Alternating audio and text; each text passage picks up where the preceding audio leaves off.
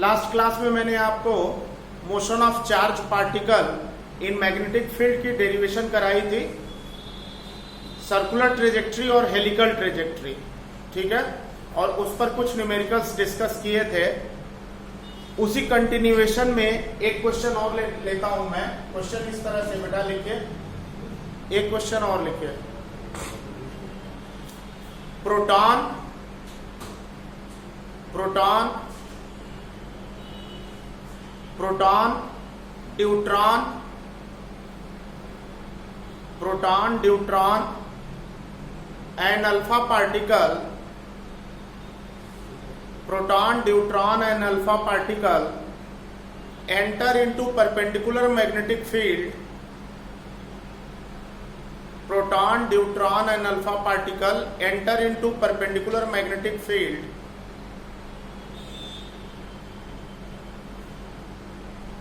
at same potential difference. Enter into perpendicular magnetic field at same potential difference. Find the ratio of radii. Find the ratio of radii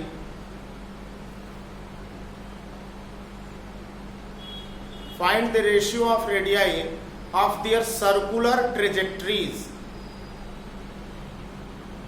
Ratio of radii of their circular trajectories.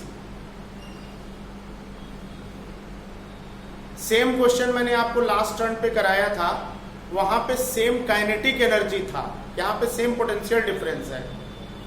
तो same method आप use करोगे। Proton 1h1, neutron 1h2, alpha particle की क्या symbol है बेटा? 2He4। Alpha particle का symbol है 2He4। Clear? देखिए, मैंने आपको फार्मूला डिराइव कराया था, K = Q² B² R² 2m। ये फार्मूला डिराइव कराया था। तो इससे R कितना आएगा बच्चों? इससे R आ जाएगा, इससे अगर आप R निकालोगे तो ये आ जाएगा √2mk डिवाइडेड बाई QB। इससे आप स्मॉल r निकालोगे तो √2mk बाई QB आ जाएगा। और आप जानते हो बेटा कि काइनेटिक एनर्जी K जो होती है वो कितनी होती है? काइनेटिक एनर्जी K होती है Q × V। आप पूछोगे ये कैसे होती है सर?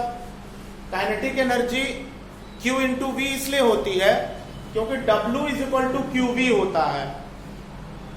W = क्या होता है? Q × V। फर्स्ट चैप्टर में, सेकेंड चैप्टर में आपने पढ़ा W = Q × V। और W जो है वो काइनेटिक एनर्जी के बराबर है वर्क एनर्जी थ्योरम से। मालूम है ना? वर्क एनर्जी थ्योरम क्या कहता है? Work done = kinetic energy. तो इस तरह से ये वैल्यू K की आप यहां पुट करोगे तो R कितना आ जाएगा बच्चों?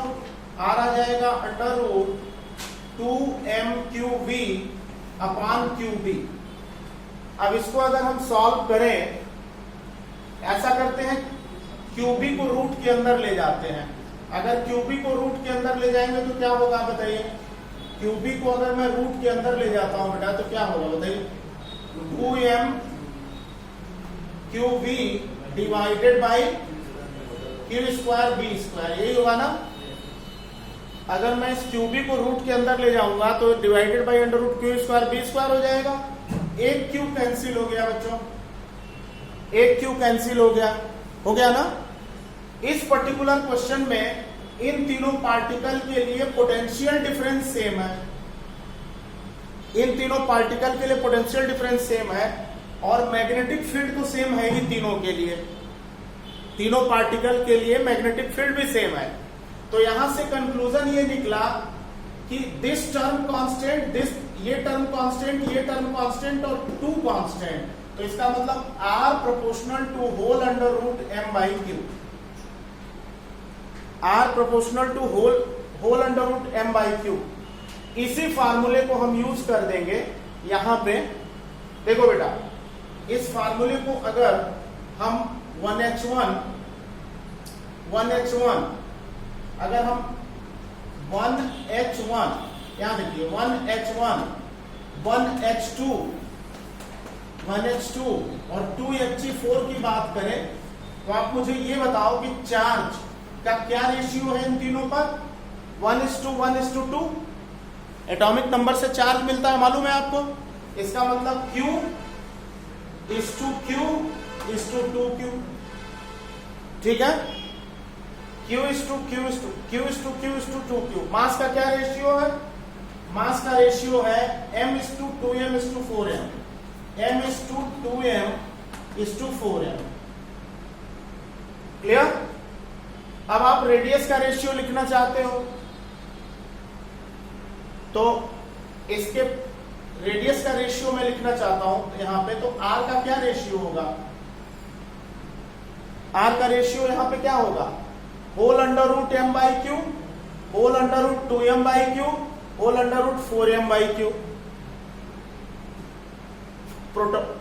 1H1 के लिए इस फार्मूले को लगाएं तो यहां पे आप √m/q लिखोगे। मैं ऊपर लिख देता हूं, रेडियस का जो रेशियो होगा इसके लिए यहां पे लिख देता हूं। देखो रेडियस का रेशियो अगर लेना चाहते हैं आप तो इस फार्मूले के अकॉर्डिंग जो आप अभी आपने निकाला ये हो जाएगा √m/q, ये हो जाएगा (2m/q, (4m/2q)। इसको सॉल्व कर लो बेटा, आंसर आ जाएगा। इसको सॉल्व करिए, इसको सॉल्व करो बच्चों, कितना आ जाएगा? सॉल्व करिए सब लोग।